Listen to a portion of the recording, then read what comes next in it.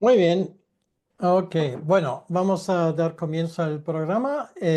Estamos hoy en la lección número 3 y estaremos hablando de Lucas capítulo 2 y Dios mediante vamos a terminar todo el capítulo.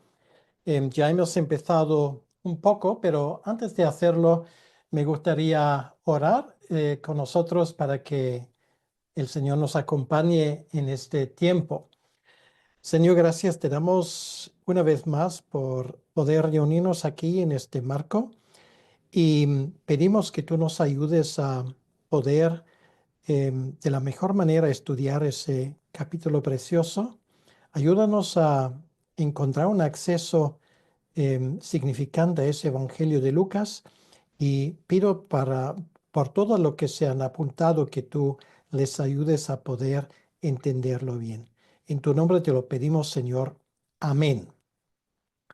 Bien, bueno, la última vez quedamos en el versículo 5. Entonces esa famosa historia de la Navidad, infelizmente la tuvimos que cortar, pero bueno, a veces esas cosas van a ocurrir porque por un lado no me gusta saltar cosas por presión de tiempo, por otro lado también tenemos que ver que efectivamente vamos a cubrir todo el Evangelio en el tiempo previsto y lo vamos a hacer. Entonces, Em, sin ir más lejos, vamos a empezar directamente con el versículo 5 y voy leyendo esos pasajes correspondientes que ahora marco allí, por ejemplo, en el titular. Entonces dice, para ser empadronado con María, su mujer, desposada con él, la cual estaba encinta, y aconteció que estando ellos allí se cumplieron los días de su alumbramiento y dio luz a su hijo primogénito y lo envolvió en pañales y la acostó en un pesebre porque no había lugar para ellos en el mesón. Bien, algunas cosas ya hemos hablado de esto. Aquí simplemente les voy a dejar con algunas imágenes. Esos son de la actualidad. Aquí vemos lo que hoy es la iglesia de la Natividad, o de la Navidad, si queremos, en Belén. Y aquí en el fondo, ahí arriba, vemos la silueta de Jerusalén. Entonces, la distancia efectivamente es cercana. Estamos hablando de unos, tal vez 4 a 5 millas, o sea, no muy lejos. Y esto es la iglesia, creo que la vimos ayer, bueno, ayer, el sábado pasado. Es la iglesia más antigua. Claro, originalmente en ese lugar de nacimiento, lógicamente no había iglesia, eso está claro. Esto se construyó en el siglo IV, ¿vale? Pero aún así es una de las iglesias más antiguas del mundo. Es el lugar precisamente en la parte de abajo donde vemos ese lugar que originalmente, según la tradición, y eso parece que es auténtico, fue el lugar de nacimiento de nuestro Señor. Aquí se marca por esa estrella, se dice que allí él nació. Bueno, esto es un pesebre. Bueno, esto obviamente no es el niño Jesús, sino es un pesebre. Para que nos demos cuenta, no estamos hablando de nada hecho de madera, estaban hechos de piedra. Y allí, bueno, los animales comieron. Y eso creo que también la última vez lo enseñé. Esa historia que tanto nos han metido en la cabeza de, pues, esa pobre pareja que deambulaba por las calles de Belén en búsqueda de un lugar donde quedarse. En el texto no dice nada de esto, ¿vale? O sea, hay que leer simplemente el texto. Y tampoco dice nada de un mesonero que le rechazó la entrada. De hecho, la palabra mesón realmente es catalima en griego y esto simplemente habla de lo que sería una casa de huéspedes, que normalmente es adjunto a la casa principal. Entonces, em, pues allí estarían gente que se había desplazado a Belén por el tema del censo, ¿vale? Entonces, cuando ellos llegan, pues eso ya está ocupado. Entonces, la mejor opción era precisamente el lugar abajo donde estaban también los animales. No se vas a decir, bueno, ¿qué ambiente? pero tenía la gran ventaja que en ese mes de septiembre, que con toda la probabilidad nació Jesucristo, ya hacía frío por las noches y por los animales cercanos se daba cierto calor, ¿vale? Claro, no será el lugar donde a ti te gustaría que naciera tu hijo, pero bueno, esto es lo que había en aquel entonces. Entonces no era la peor opción posible. Esto es como podríamos imaginarnos una parte de esa casa. Esto sería el lugar, lo que hoy sería la sala de estar o el salón. En esa parte, realmente separado por ese pequeño muro, ahí, aquí estarían los animales, ¿vale? Y es la parte donde estaría María y José con su hijo. Esa es una foto antigua. Si lees lo que pone en inglés, pues del final del siglo XIX, em, efectivamente tomado en un día de Navidad con un pastor que allí estuvo para guardar su rebaño. Aquí vemos otra imagen para que nos podemos imaginar esto un poco. Bien, bueno, esto obviamente nos pone de manifiesto es la humildad de Jesucristo. Quiere decir que Él no nace en un palacio como Mesías, no nace en el lugar más pobre posible, pero nace en un lugar modesto, ¿vale? Porque no hay que olvidar una cosa. Eso de la pareja sin medios, sin recursos, solamente es parcialmente cierto. Igual no tenían mucho dinero para gastar, pero José allí tenía una casa y es con toda probabilidad la casa donde ellos estuvieron, ¿vale? Solamente que no vivieron ahí, pero tenían que reclamarla precisamente por ese censo del emperador Augusto. Entonces, ese pesebre simboliza, y ahora viene una palabra técnica, la kenosis. Bueno, kenosis es una palabra que sale en forma de verbo en ese pasaje famoso de Filipenses capítulo 2, donde se dice que el Señor, eh, eh, ojo, no dejó atrás su divinidad, ¿vale? Como muchas veces falsamente se entiende, sino aparte de ser plenamente Dios, Él asumió una naturaleza humana, ¿vale? O sea, no es un subtraer, es un añadir. Y esto es una de las mayores equivocaciones que se puede tener. Quiero decir, sí, aquí tenemos un niño que nace en circunstancias humildes, pero este niño sigue siendo plenamente Dios, ¿vale? No hay que olvidarlo, aunque para el observador exterior, en ese caso, prevalece obviamente su humanidad. Es un niño que seguramente lloraba y tenía las necesidades de cualquier niño. Vimos aquí en este pesebre en Belén que Jesús allí le vemos como pan de vida, ¿vale? ¿Por qué? Bueno, porque al nacer en un comedero para animales, Jesús ya estaba prefigurando su papel como alimento espiritual para las ovejas, ¿vale? Que somos nosotros. Bueno, es simplemente un detalle, pero es un detalle que creo que tiene significado. Obviamente, por supuesto, el meter a Jesús ahí en un pesebre era una cuestión digamos, de ser práctico. Eso es lo que había, pero también tiene este significado espiritual. O sea, Jesús se pone en un lugar donde normalmente las ovejas y los asnos, bueno, esto también se aplica a algunos. Estamos hablando en imágenes, obviamente, donde esos animales comerían. Y lo que es muy importante es el tema del nacimiento virginal. Em, Quiere decir, su madre María no tenía en ese momento aún relaciones sexuales ni con su esposo. Ellos ya formalmente ya estaban casados. Dicho esto entre paréntesis, em, y lo que subraya el texto es obviamente que el autor paternal de ese niño es el Espíritu Santo, ¿vale? Esto ya lo hemos visto claramente en el primer capítulo.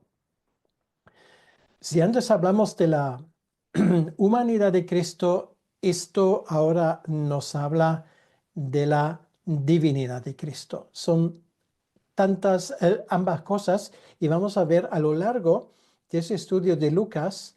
De hecho, podrías trabajar con dos colores al leer, y a veces, pues tal vez si quieres coger un color dorado que simboliza la divinidad, puedes subrayar que Cristo actúa como Dios, ¿vale? Por ejemplo, cuando hace un milagro, cuando sabe lo que la gente piensa, etcétera, etcétera. Y muchas veces cuando, por ejemplo, está cansado, cuando tiene hambre, cuando tiene sed, él está actuando como una persona humana, ¿vale?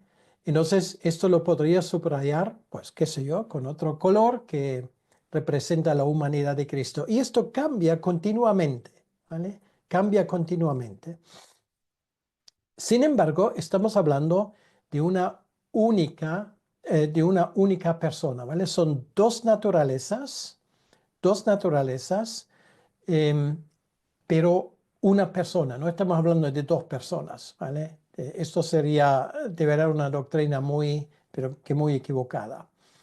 Entonces, esa doctrina de la humildad y la encarnación de Cristo habla de nosotros, ¿vale? Porque ahora, bueno, Juan lo dice en su prólogo de su evangelio, Cristo hace de traductor, ¿vale?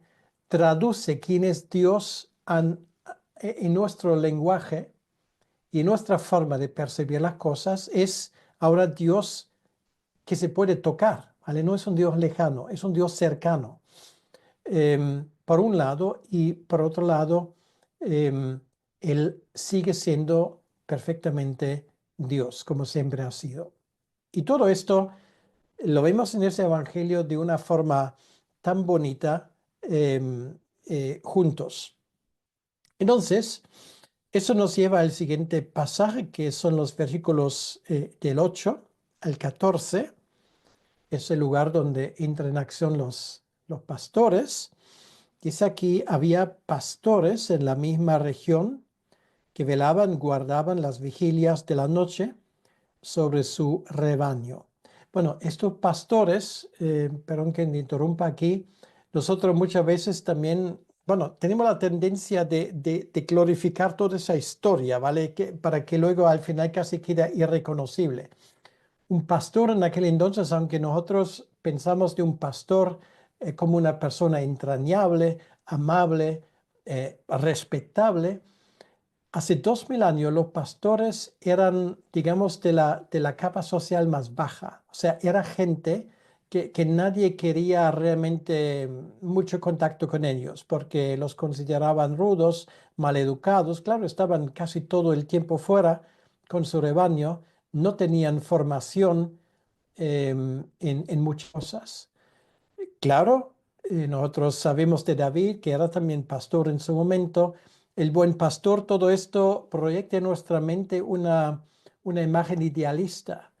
Pero en su momento, los últimos en tú hubieses pensado en compartir esa buena nueva, hubiese sido con los pastores, ¿vale? Porque realmente no era gente presentable, entre comillas, ¿vale? Entonces, estaban de noche con su rebaño. Esto simplemente quiero mencionarlo brevemente. Apunta de nuevo a una fecha del nacimiento de Jesucristo que excluye los meses de noviembre hasta marzo. ¿Vale? ¿Por qué? Porque en esa zona de Belén, estamos en una altura de casi 1000 metros, hace demasiado frío. Los rebaños no estaban fuera, ¿vale? Estaban dentro. O sea, quiere decir que cuando el texto dice esto, esto encaja muy bien con esa fecha que yo defiendo del mes de septiembre, ¿vale? Entonces, además, ese rebaño, y ya con esto sigo leyendo, ese rebaño era un rebaño de ovejas destinados para ser sacrificados en Jerusalén, en el templo, ¿vale? En Jerusalén había pocos pastos. Belén, que estaba un poco más alejado, allí había rebaños importantes esas ovejas, estos iban a morir finalmente sacrificado. Dice versículo 9, y aquí se les presentó un ángel del Señor. Fue la pregunta, creo que la última vez, no el ángel, sino un ángel, un artículo indefinido, lo cual quiere decir que el ángel del Señor es una palabra que en el Nuevo Testamento no aparece como en el Antiguo Testamento. Y luego la gloria del Señor los rodeó de esplendor y tuvieron gran temor. Es entendible, ¿no? Pero el ángel les dijo, eh, no temáis, porque he aquí os doy nuevas de gran gozo, que será para todo el pueblo, que os ha nacido hoy en la ciudad de David un Salvador, que es Cristo el Señor. Bueno, estas palabras que lo hemos escuchado hace poco, que lo sabemos de memoria, esas palabras es la reducción máxima del cumplimiento del Antiguo Testamento, ¿vale? O sea, todo lo que en el Antiguo Testamento se nos dice en cuanto al Mesías, en ese momento el ángel, que no sabemos por cierto cómo se llamaba, lo reduce al máximo, ¿vale? Es una afirmación escueta, pero al grano. Esto servirá de señal. Y claro, ahora podrían decir, bueno, vais a ver una estrellita justamente por encima del establo, ¿vale? De nuevo, es una historia que nosotros la hemos construido. Nada de eso sale en la Biblia. ¿Cuál es la señal? Hallaréis un niño envuelto en pañales acostado en un pesebre. Claro, obviamente en Belén, lo había dicho antes. Bueno, ¿tú qué crees? ¿Cuántas casas habría en aquel entonces en Belén con un niño recién nacido? Solamente uno, ¿vale? Porque estamos hablando de un poblacho, de una aldehuela, de un puñado de casas. No estamos hablando de una ciudad. Entonces, ¿cómo vas a encontrar el niño? Bueno, en primer lugar, será la casa donde la luz está encendida. Y en segundo lugar, pues ese niño recién nacido, la probabilidad que lo escuches llorar es bastante alto, ¿vale? Así que no hace falta ninguna estrella, ningún destello de luz. Nosotros, bueno, nos imaginamos muchas cosas. El texto no dice nada de esto. Sino está además envuelto en pañales, como cualquier niño. Y esto sí, señal, acostado en un pesebre. Esto tantas veces no ocurrió. Y repetidamente, dice el texto, apareció con el ángel una multitud de los huestes celestiales que alababan a Dios y decían, bueno, una vez más, los ángeles cantaban. El texto no lo dice, ¿vale? Simplemente dice que alababan a Dios y decían, no dice que cantaban. Bueno, lo siento, no quiero ser el aguafiestas para destrozar todas las historias de la Navidad, pero te das cuenta que muchas veces nosotros leímos algo en el texto que simplemente no está, ¿vale? Bueno, tampoco tengo problema con un ángel cantando, ¿vale? Es algo que el texto no lo dice. Entonces decían, gloria a Dios en las alturas y en la tierra paz, buena voluntad para con los hombres. Bien, bueno, esto es poesía, ¿vale? Originalmente, eso sí, los ángeles allí se habrían esmerado en poner allí algo bonito. Bueno, vamos a repasarlo rápidamente. Vemos los pastores de clase baja, sin embargo, fueron ellos los escogidos. Dios busca mucho em, lo que delante del mundo realmente no aparece en primera fila, ¿vale? Segundo lugar, vemos aquí un ejemplo de gracia y de elección soberana de parte de Dios. Esa elección de los pastores refleja la gracia divina hacia todas las personas. Escogió ellos. Claro, si escoge los más bajos, están incluidos también los más altos, ¿vale? Si escogiera los más altos, pues quedaría la duda a ver lo que pasa con los que están más abajo, ¿vale? Pero allí Dios empieza así. Él no busca la élite religiosa, tampoco busca la casa real. Em, entonces, esto se alinea muy bien con esa doctrina tan importante que se ha redescubierto en la Reforma sobre la elección libre de Dios, ¿vale? Es Dios quien actúa y los pastores no tenían que ponerse en una lista de espera o algo por el estilo. Dios lo hace de forma soberana.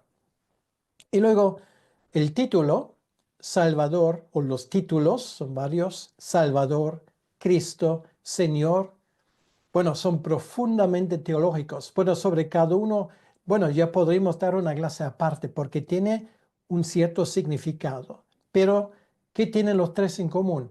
Enfatizan el papel de Jesús en la salvación.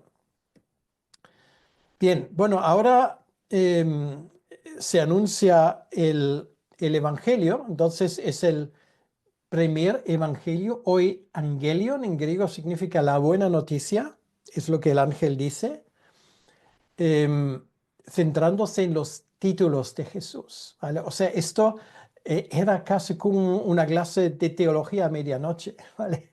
O sea, esa gente, los pastores que no eran los más finos, o sea, Dios em, usa esto porque hasta ellos tenían cierto entendimiento de esto, porque si no fuera así, ¿tú crees que un pastor se hubiese puesto en camino a ver a un niño llorando allí en Belén? O sea, obviamente esa presentación de los ángeles les encendió en ellos una luz y se daban cuenta que esto es el momento más histórico de la historia de la humanidad hasta ese momento.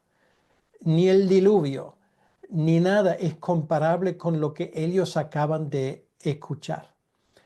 Nos enseña otra cosa, la gracia universal, lo cual quiere decir universal no en el sentido de que todo el mundo será salvo, ¿no? Eso sería universalismo, sino que la gracia de Dios se extiende a todos independientemente de su posición social.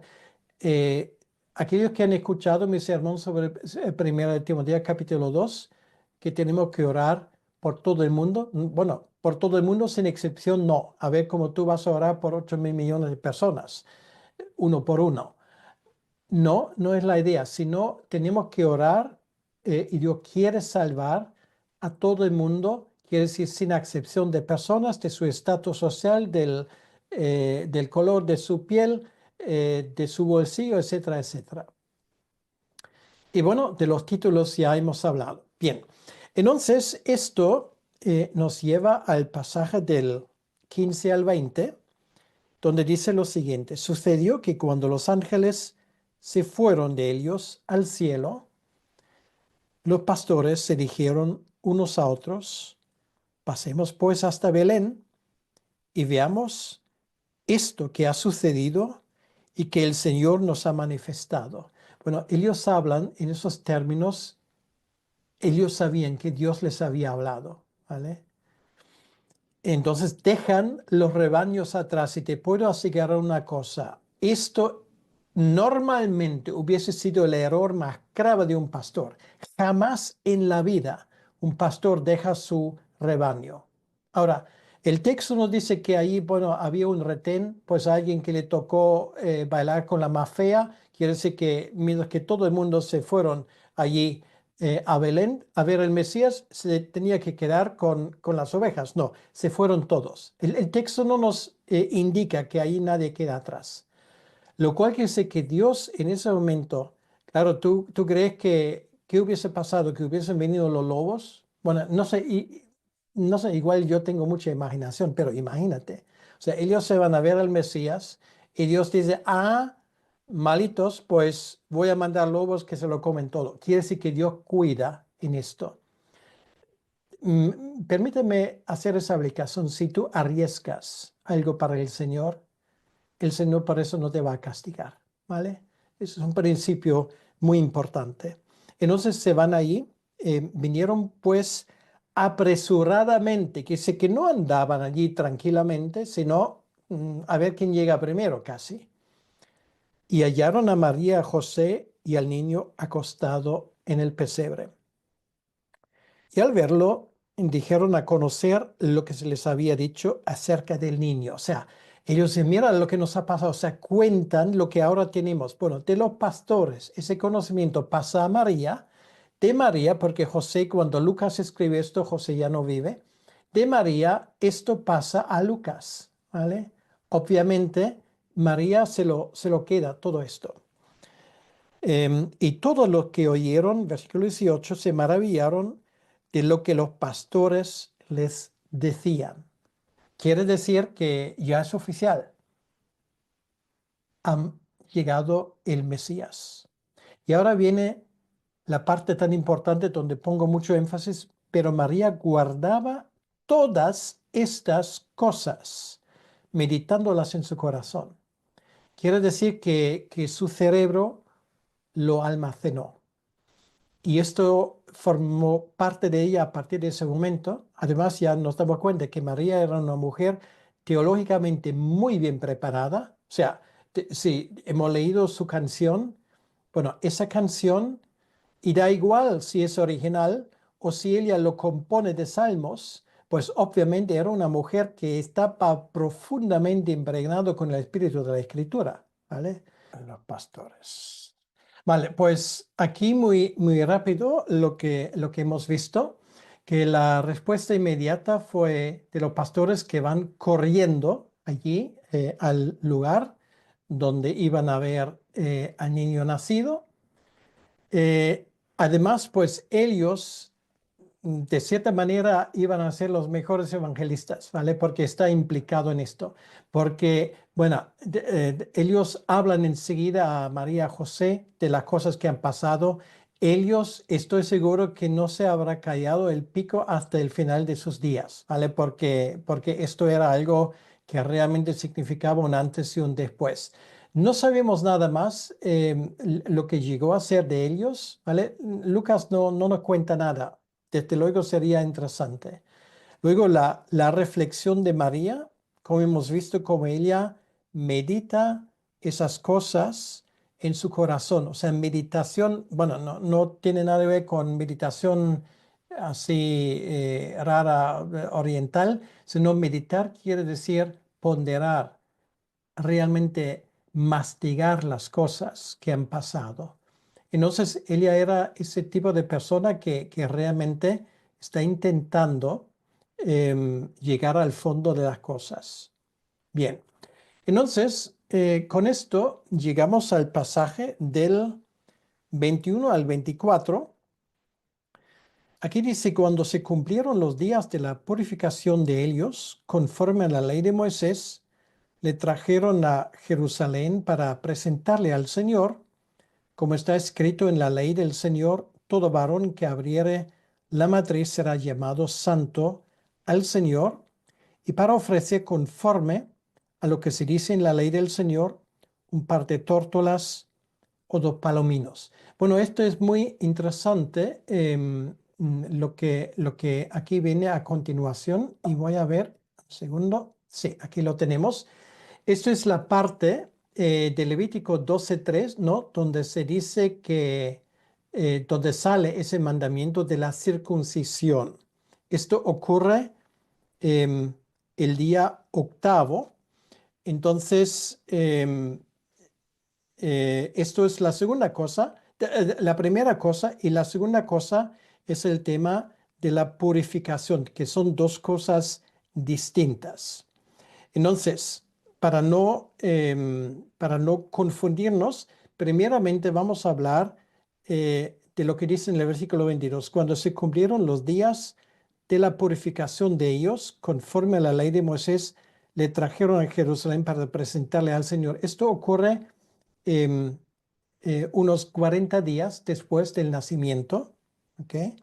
Entonces, esto ocurre cuando por lo menos las personas cercanas al templo llevan allí los niños.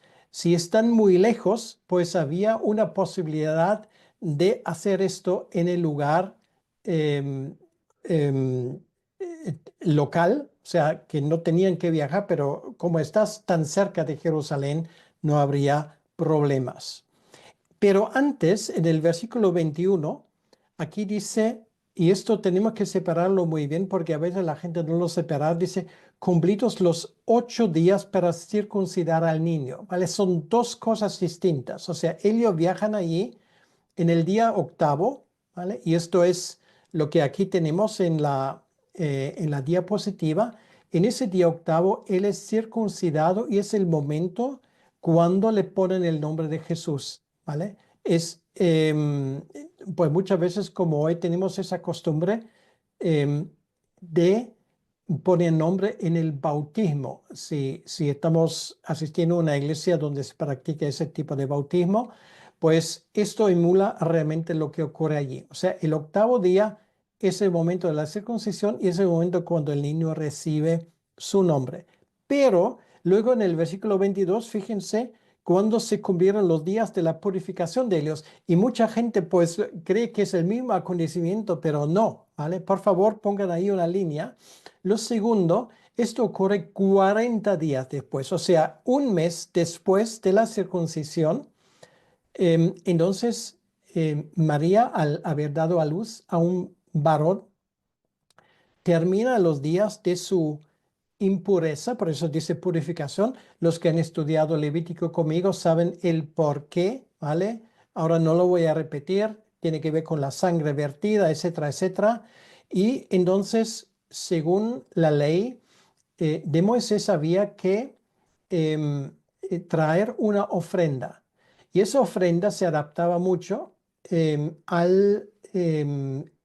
vamos a decir, poderío económico de cada familia. En ese caso, esto es, digamos, el eslabón más bajo. Quiere decir que María José en ese momento no tenía ni un duro que le sobraba.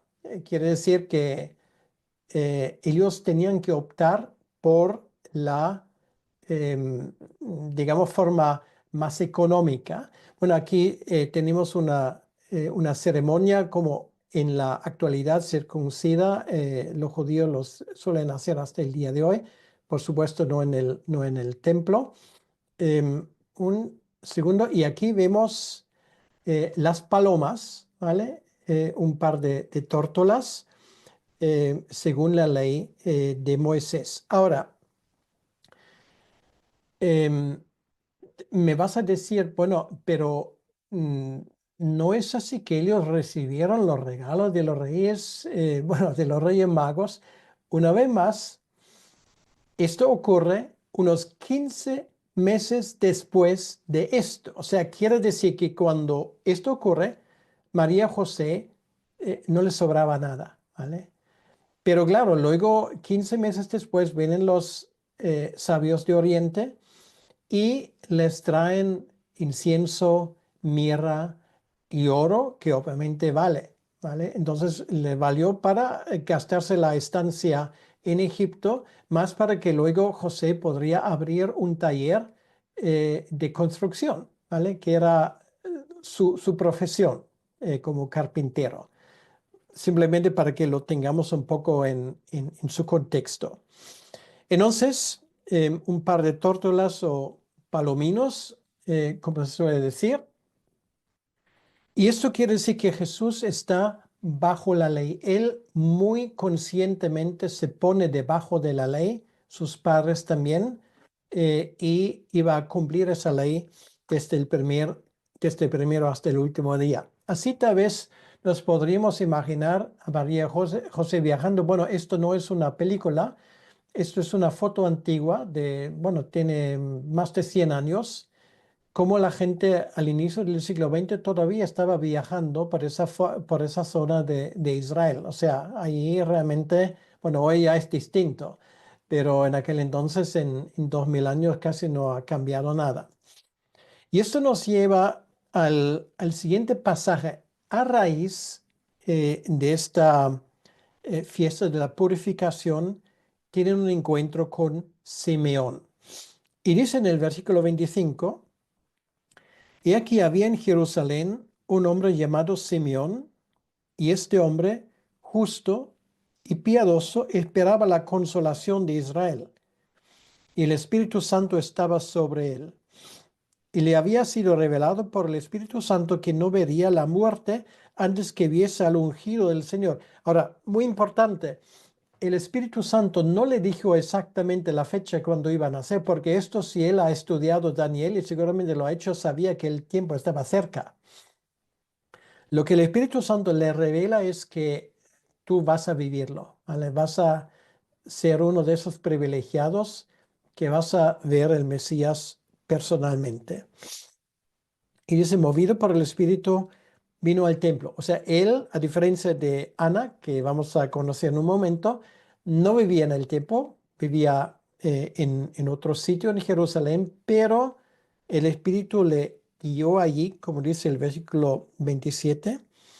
Y cuando los padres del niño Jesús lo trajeron al templo para hacer por él conforme al rito de la ley, él le tomó en sus brazos y bendijo a Dios, diciendo, o sea, se toma la libertad realmente de profetizar sobre ese niño.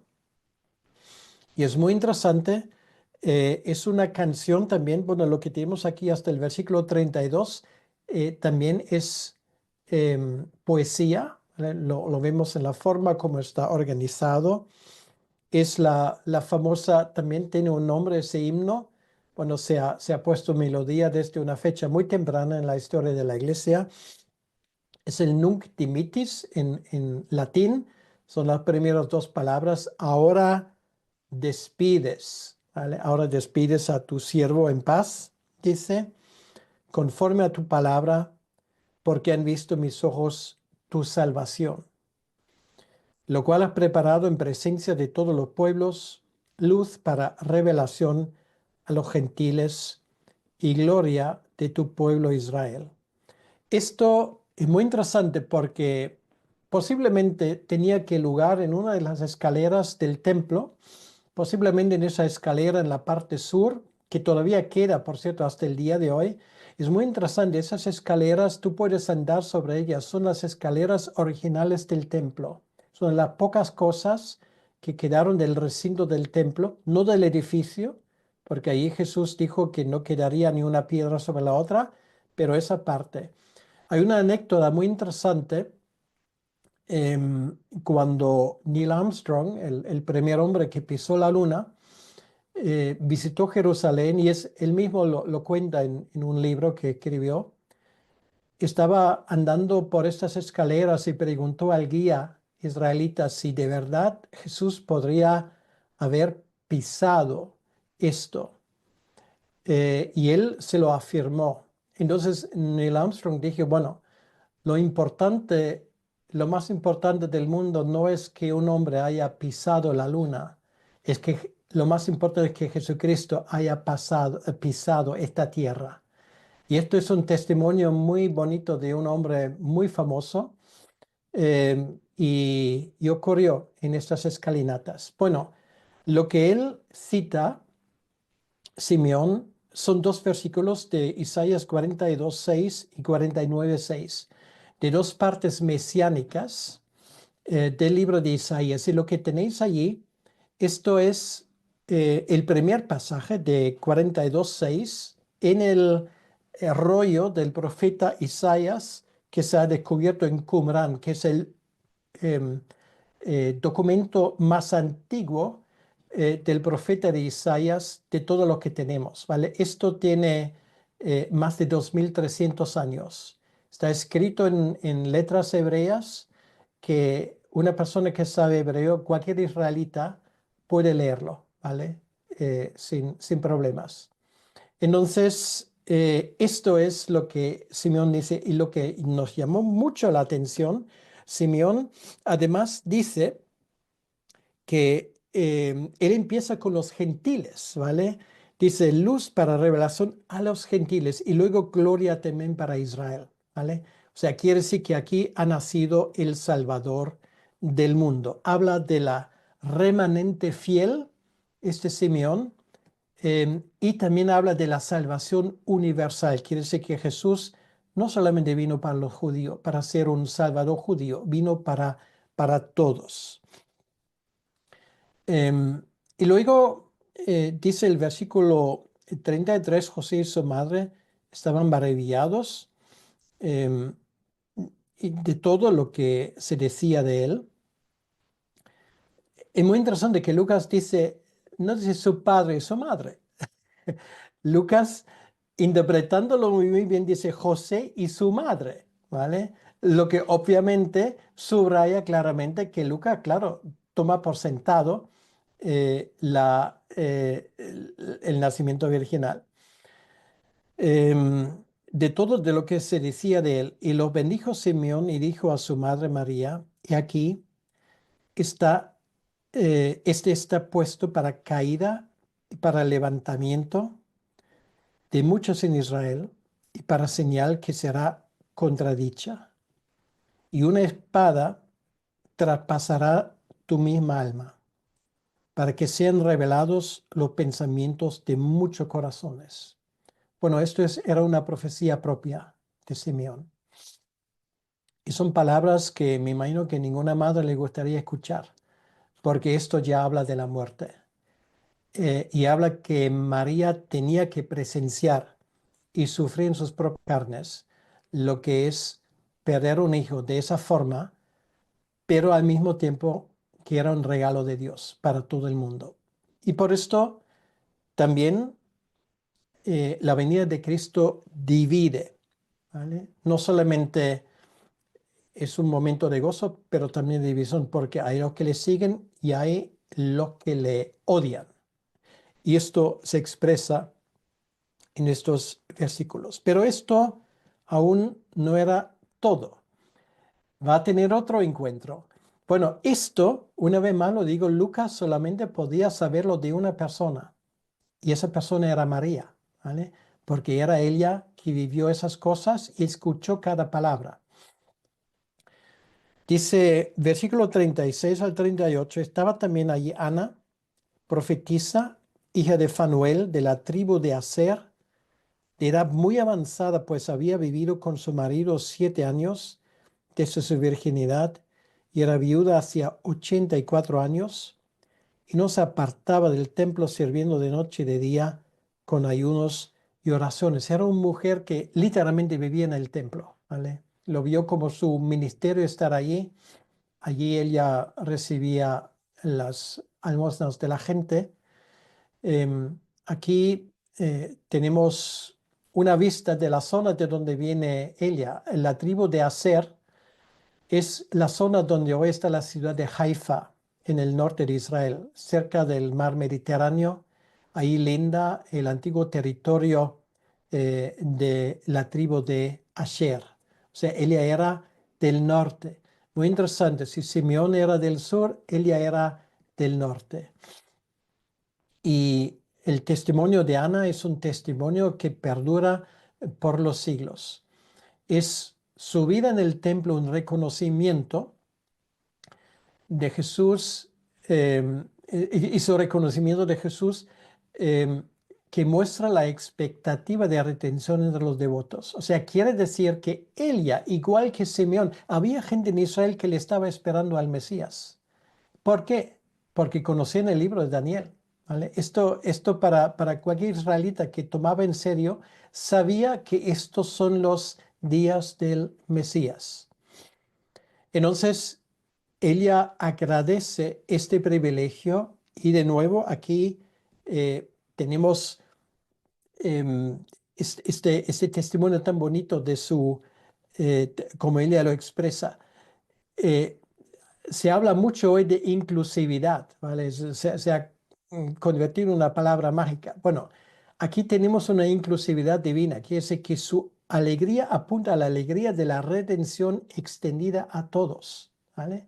Quiere decir que de la redención de Cristo nadie está excluido, ¿vale? Es la pura gracia de Dios que vemos reflejado en esto. Bien, entonces con esto llegamos al versículo 39 y 40. Dice, después de haber cumplido con todo lo prescrito en la ley del Señor, volvieron a Galilea, a su ciudad de Nazaret, y el niño crecía, se fortalecía, se llenaba de sabiduría, y la gracia de Dios era sobre él. Bueno, esto sería el camino hacia Nazaret. Otra vez, antiguas fotos, ¿vale? Donde la ciudad estaba aún más pequeña. Nazaret en hebreo, se acuerdan, significa el retoño. Es donde Jesús iba a crecer. Regresan allí, llevan una vida normal y corriente como todo el mundo. Seguramente ahora, bueno, lo que ha pasado es lo que nos cuenta Mateo. Era una estancia en Egipto después de la llegada de los sabios. Esto Lucas no lo menciona porque sabe perfectamente que Mateo ya había escrito sobre esto y el papel era caro en aquel entonces. Por eso él ni lo menciona, ¿vale? Lo cual no es una contradicción, sino simplemente él escoge cosas que Mateo no cuenta.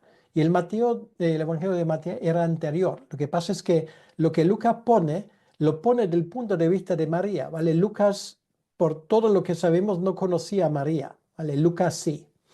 Entonces, regresan allí y allí el niño crece, dice, se fortalece. Bueno, esto está hablando obviamente de su naturaleza humana, este crecimiento, porque como Dios no tienen no tenía que crecer. Y esto nos lleva al último pasaje.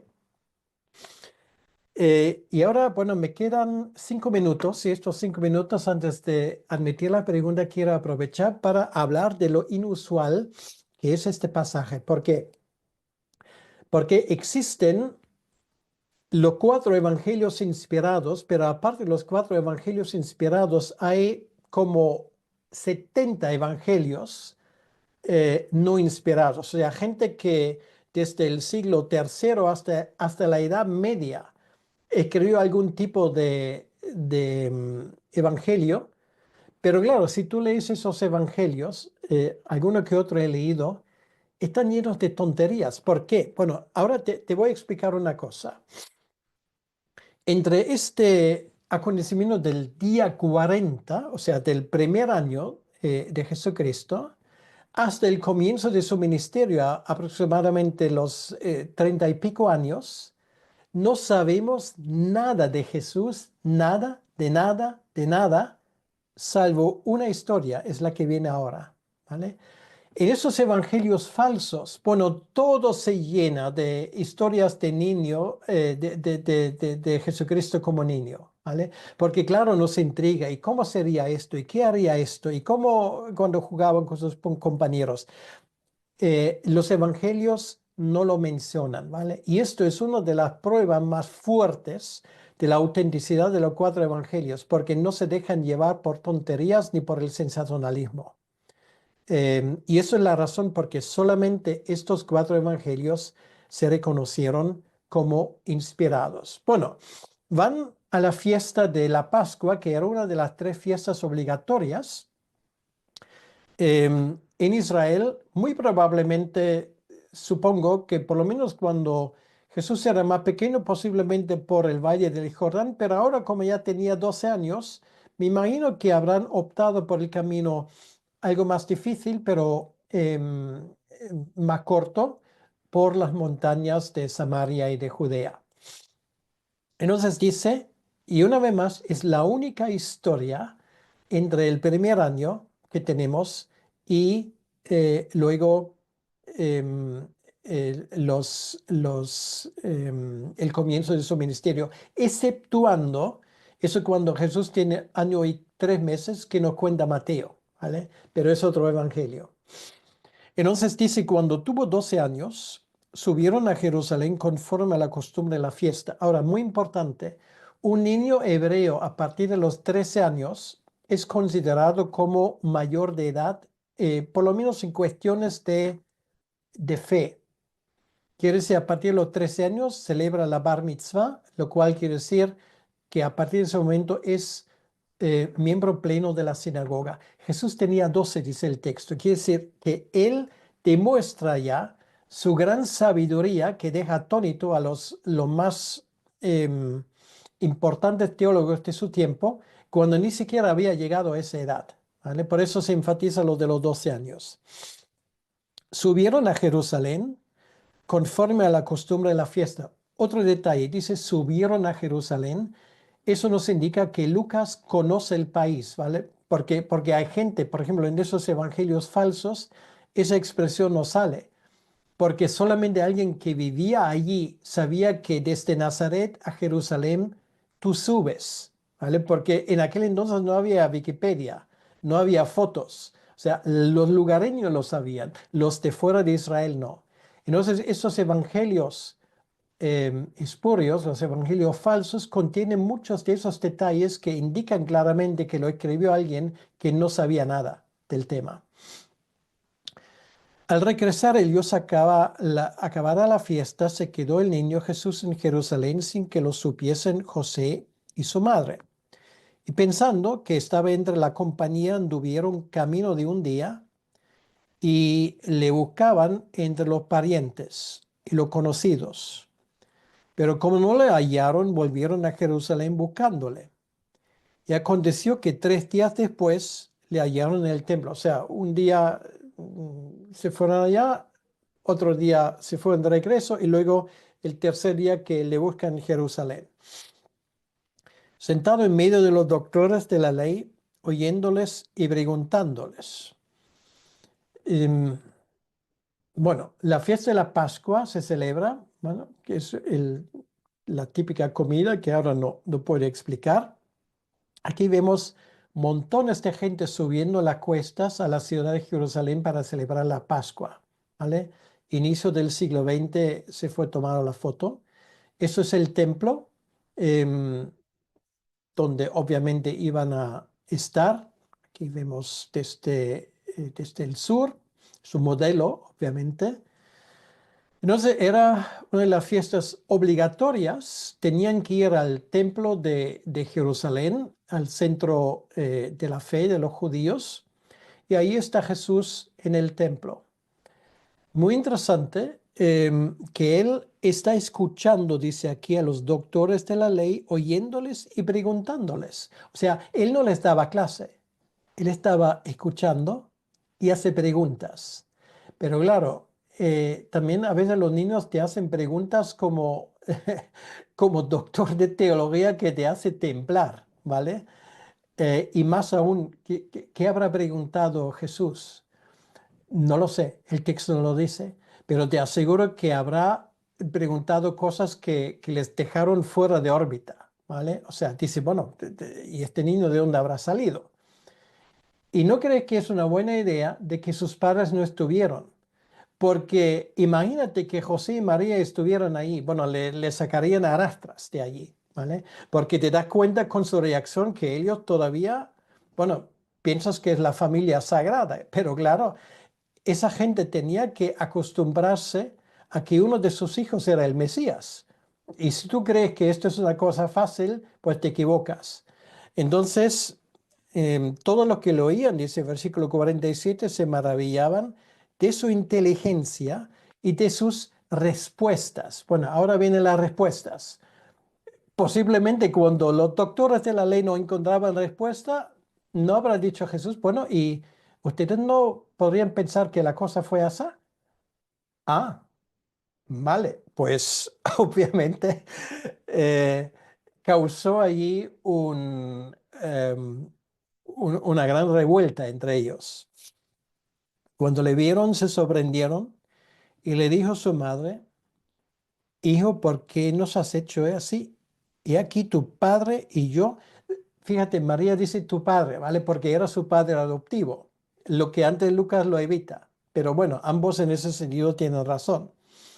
Tu padre y yo te hemos buscado con angustia, lo cual quiere decir que Jesús era plenamente consciente que José era su padre adoptivo, ¿vale? Aunque tanto José como Jesús sabían perfectamente que no era su padre biológico, pero Jesús lo acepta, ¿vale? Y la respuesta de Jesús, ¿por qué me buscabais? ¿No sabíais que en los negocios de mi padre me es necesario estar? Quiere decir que aquí Jesús demuestra su forma, o mejor dicho, pone de manifiesto su forma de dejar muy claro, yo soy el Mesías. Entonces esto para sus padres no era fácil asimilarlo, ¿vale? sí entendieron mucho, pero no entendieron todo.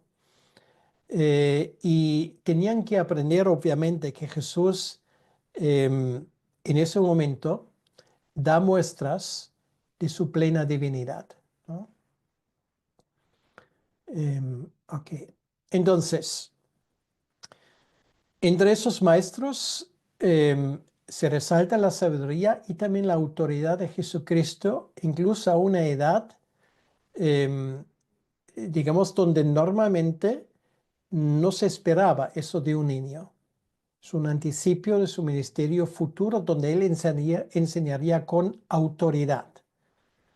Entonces, em, finalmente, los últimos versículos, em, sigue con el siguiente. Mas ellos no entendieron las palabras que les habló, ¿vale? Entonces, ¿de dónde sabe Lucas esto? De María, ¿vale? Una vez más, cuando María esto le habrá contado, le habrá dicho, mira, Lucas, yo te cuento todo esto. Yo ahora lo entiendo, pero en aquel momento, José y yo no nos encajaba esto, ¿vale? Sí sabíamos que era un niño especial, sí sabíamos que era el Mesías, pero que se comportaría de esa manera, esto para nosotros era de otra liga, ¿vale? Entonces nos damos cuenta cómo María está luchando en ese momento con esto y José igual. Y en ese sentido es muy interesante lo que ahora sigue, porque lo que sigue ahora demuestra que Jesús humildemente acepta su ignorancia. Fíjate tú lo que te digo. Dice, descendió con ellos y volvió a Nazaret y estaba sujeto a ellos. Claro, él podría haber dicho, mira, yo soy el Mesías de la familia, yo soy el Mesías de este pueblo y aquí se hace ahora lo que yo diga, ¿vale? Porque al fin y al cabo Dios me ha escogido. Bueno, algo por el estilo, ¿no? Nada de esto. Él se somete, trabaja con su padre en su negocio de constructor. Seguramente estarían trabajando en la ciudad de Séforis, cerca de Nazaret, donde en aquel momento se hizo una gran construcción de un anfiteatro. Todo indica en esa dirección. No puedo hablar de esto hoy, pero es fascinante imaginarse que Jesús estaba ahí trabajando hasta que finalmente llegó el momento de su revelación.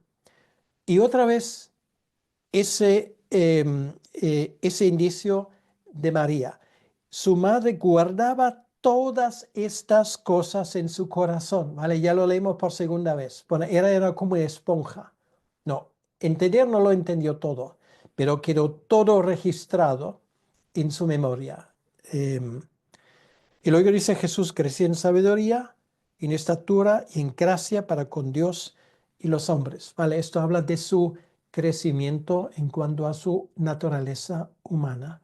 Plenamente Dios, acabamos de verle en el templo, plenamente hombre, lo vemos en estos últimos versículos, ¿vale? Y Lucas lo junta allí para que nosotros tengamos, digamos, esa idea tan bonita de estos primeros años de Jesucristo. Bueno, aquí termino porque nos toca ahora el tiempo de preguntas, así que adelante.